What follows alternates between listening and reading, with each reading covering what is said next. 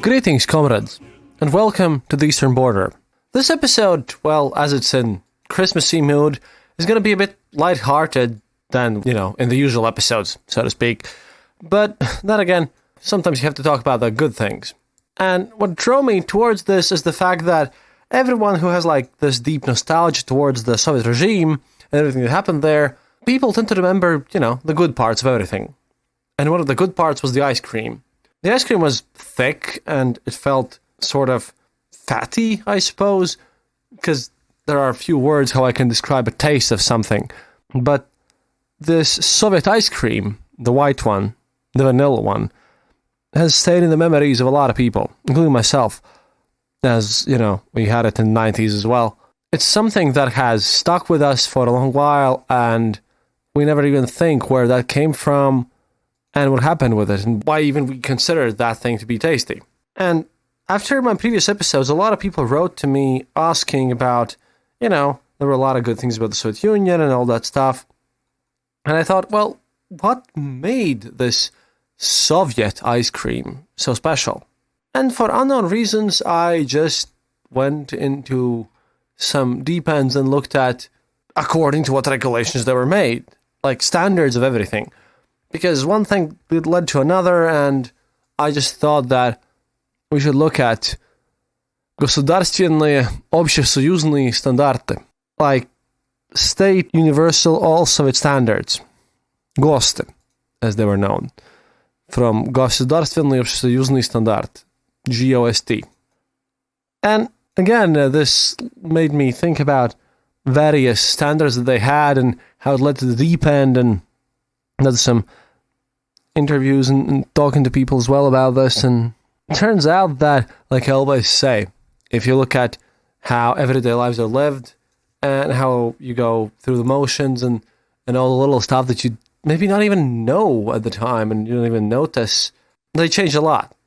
And they give you a more understanding of what you can see in your everyday life and how things change sometimes and how we have actually better standards than we might sometimes follow. This whole thing is a very interesting matter and sometimes strange and sometimes still weird, because I also read about a lot of times about how people avoided these standards and how they were not observed as carefully as they should have been. But altogether, they paint a nice picture about the everyday lives of Soviet people. And hey, I think it's worth enough to explore. Since we still have standards to this day. We have ISO. I remember back in the day it was 9,000, but now it's 9,000 and something. All these various regulations that somehow unnoticeably regulate our lives in general. So let's take a deep dive into Soviet standards of, well, everything, and how they impacted people's lives and decisions and how people tried to avoid them. For this episode, I'm mostly using the article written by an academician of Russia, Leonid Ashkenazy. He apparently is a scientist who mostly does physical and mathematical sciences. Or so his title says. I'm not really sure, but still. Most of us here have seen on a variety of products and literally everything, rulers, soldering irons, condensed milk cans, the last ones for us though. Yeah, we've seen a lot of these weird standards on there. So, what are these, and why do they matter? See, standard for everything in its most general form is a description of any class of objects, and it's an instruction or guidance to those who will produce and use this project how to do these things. I'm sorry for this basic explanation, but hey, it's, I suppose, what you have to start with. As a rule, the standard refers specifically to the class of objects, which can be from blackboards to rockets to varieties and types of butter, or drawings, or technological maps, and not to a separate object.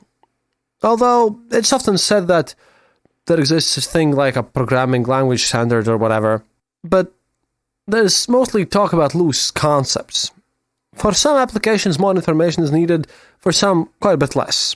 In practice, the content of the standard is determined by mostly tradition, and it's determined by, well, whatever is common. The most usual needs of the people who will apply this object or make it or something of that sort. This is not a technological instruction how to produce it, and often things are made with better standards. And again, using this article because it will slowly get to the Soviet, specifically Soviet part of all the situation. But all of this is just the minimum required to produce, well, whatever is being produced. And these standards differ wildly.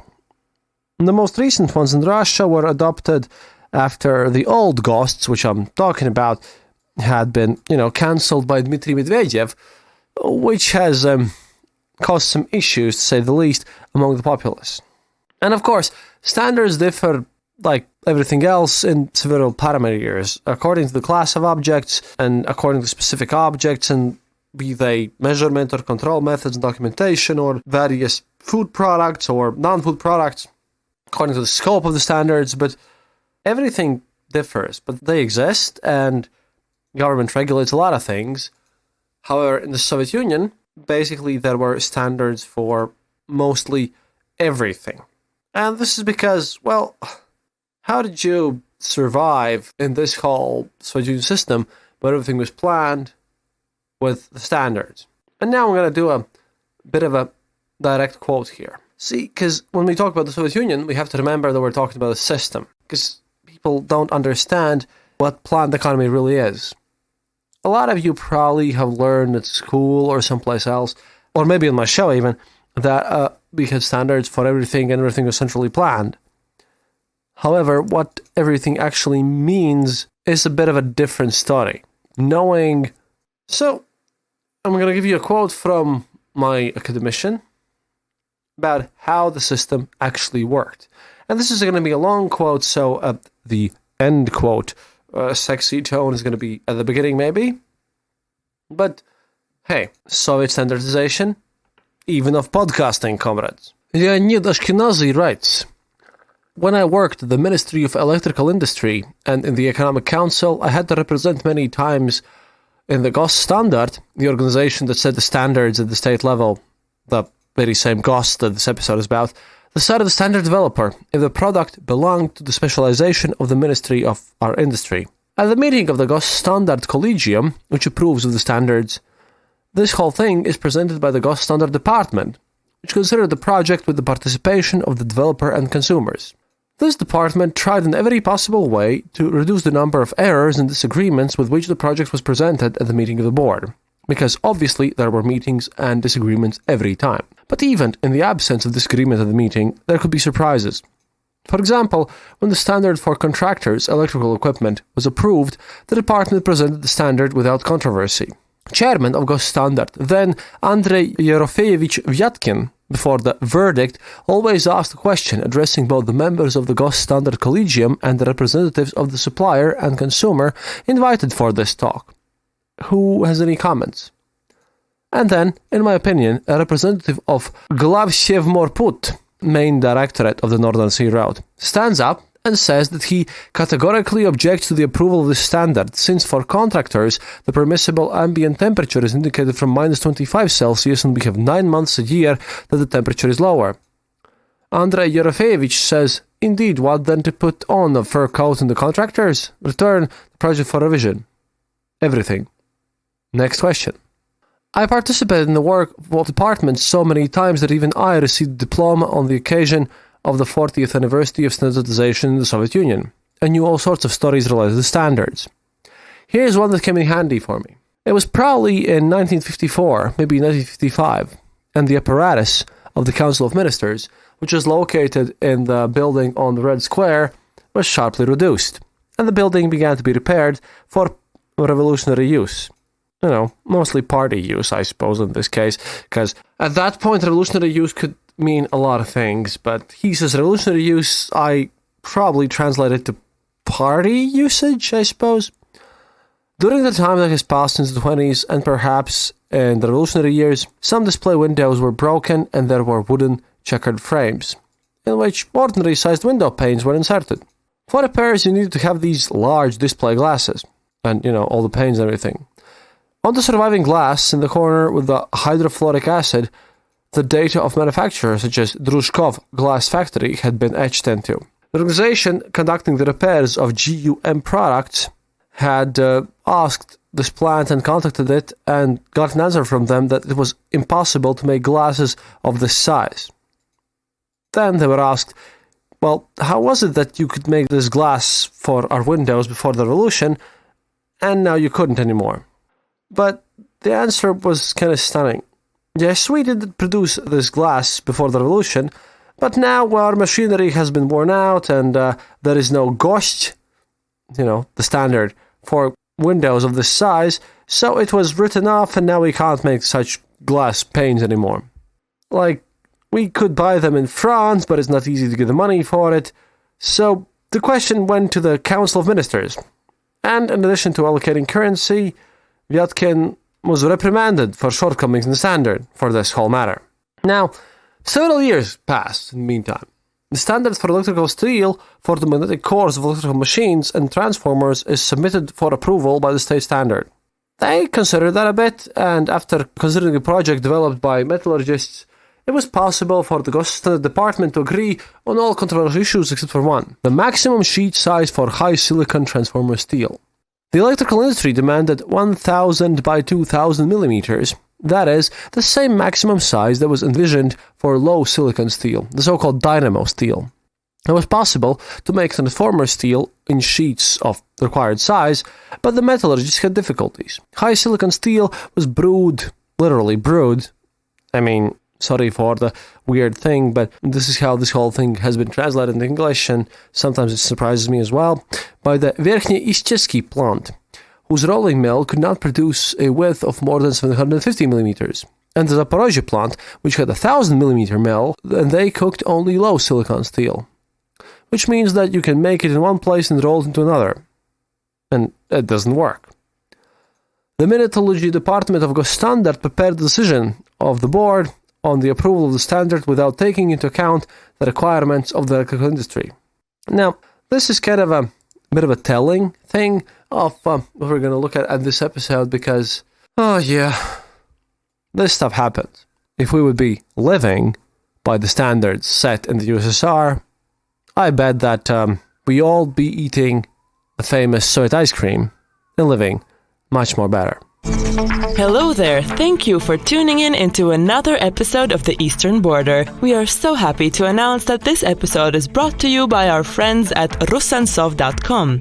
If you're looking to buy new art, don't forget to use the code Eastern Border for a discount on us. Remember, head over to Rusansov.com and happy shopping! If, however, you want to support our show directly, head over to patreon.com or our website theeasternborder.lv to find out how you can help out. For all things Eastern Border, don't forget to follow us on Facebook, Twitter, and Discord. And as always, thank you so much for supporting us. We really appreciate each and every one of you. That's all from me now. See you online.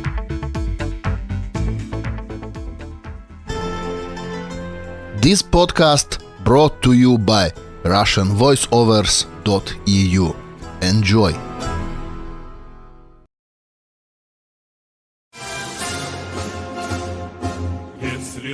The history of standardization in the Soviet Union began in September 1925, when the Committee for Standardization, the Gosstandard, was created by the decree of the Council of People's Commissars under the Council of Labor and Defense. Because, at that point, labor and defense were the same thing, really. Submission to this authority was not accidental, since this question was super important and had to be resolved easily.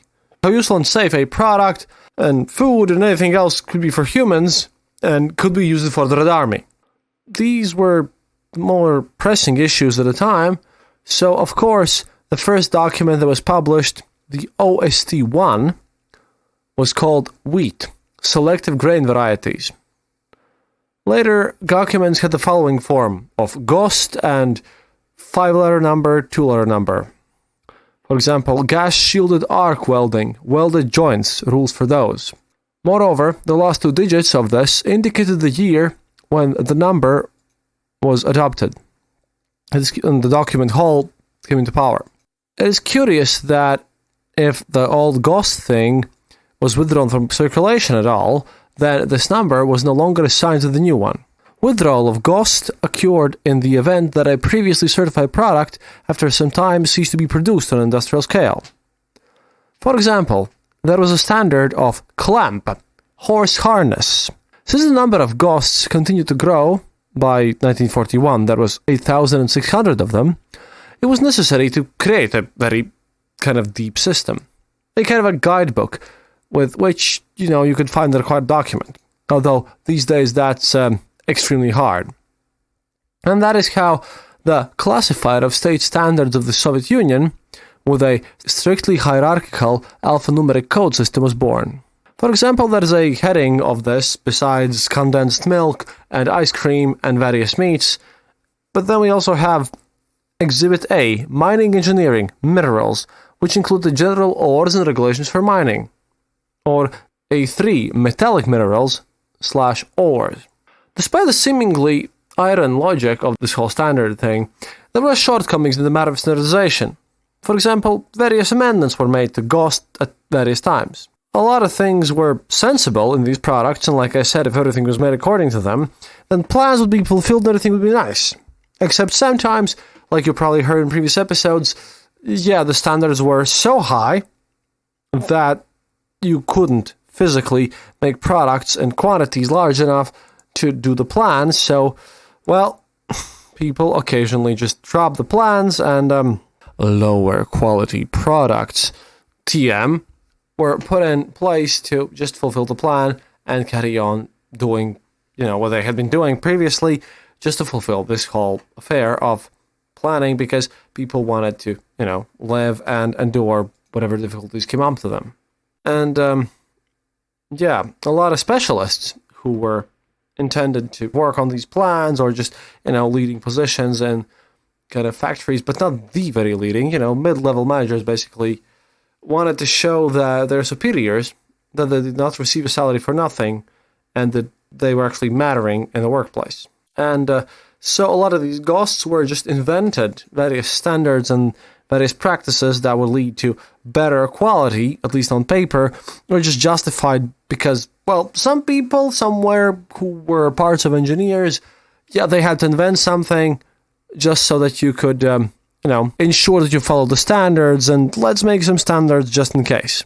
However, such weird things forced real engineers to puzzle over the essence of new interpretations of whatever they had to make now, since, even though everyone cheated on them, by basically stealing materials or just trying to fulfill the plans, non-compliance with this GOST standard was criminally punished, starting with 1929. Because technically, you shouldn't do anything without the GOST, since prison was a very real opportunity.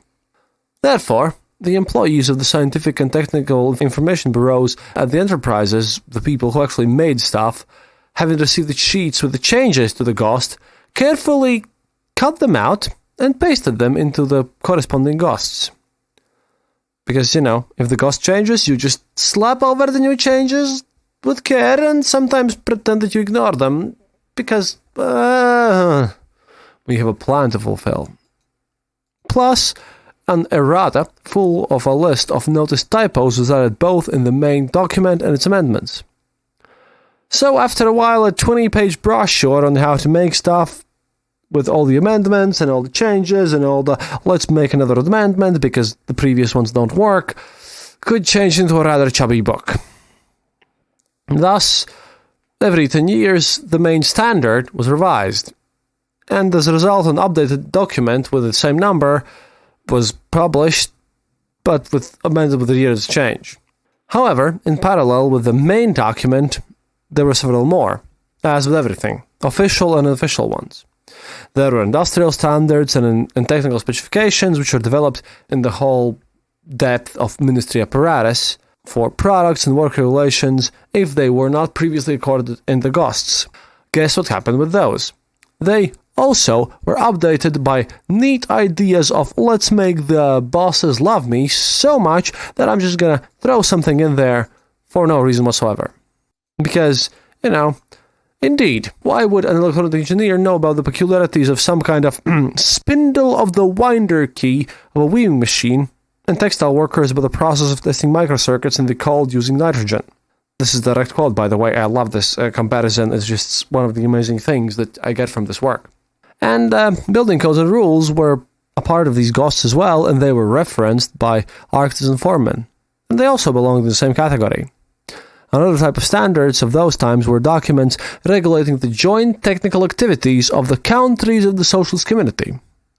Which meant that, well, for products made in Poland and Czechoslovakia and places like that, yeah, at the end, everyone follows the standard of the Soviet Union. So, we finally get to the ice cream standards of the day. However, I'd like to give shout out to the Bill quickly, because he mentioned Magistracy of Canopus in my webpage, the Facebook one, and yeah, always refer to the Baraltech fans, because we are one big family, really, if you think about it. The ice cream standards basically declare how any ice cream should be made. Either, well, the standard one, milk one, the cream one, or just, you know, anything that's made with fruit and berries. I presume it's something like of those, you know, juice ones, or with aromatizers, which, as I was just explained, are the ones with artificial sweeteners. And everyone just states here in these standards that they are made with, well, very specific parts. One of them is waffles, just waffles, really.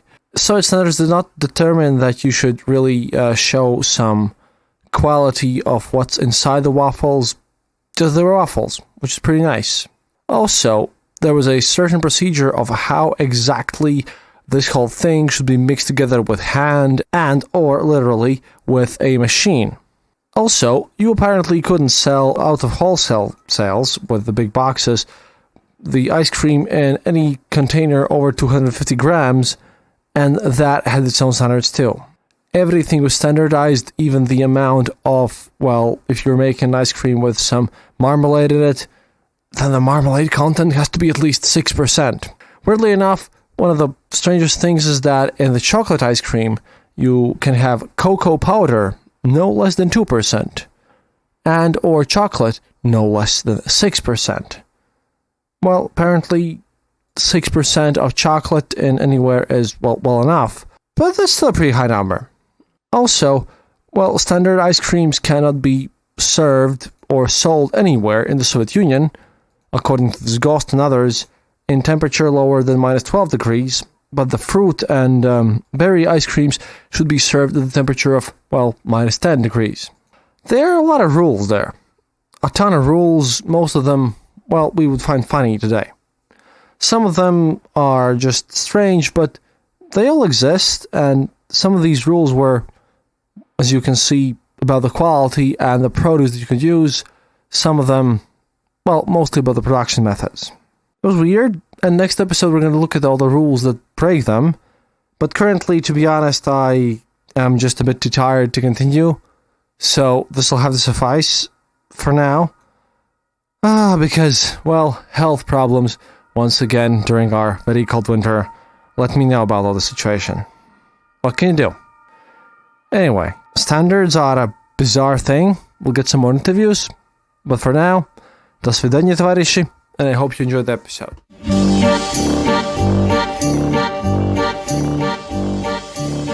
Thank you for listening to the Eastern Border Show. If you have any questions or comments, go to our website, theeasternborder.lv, and leave a comment there. Or email us at theeasternborder@gmail.com. We'll be sure to answer. You can also follow us on social media and contact us there. If you enjoyed this episode, then leave us a review on Apple Podcasts and tell your friends about us. It really helps us grow the show. And remember, happiness is mandatory.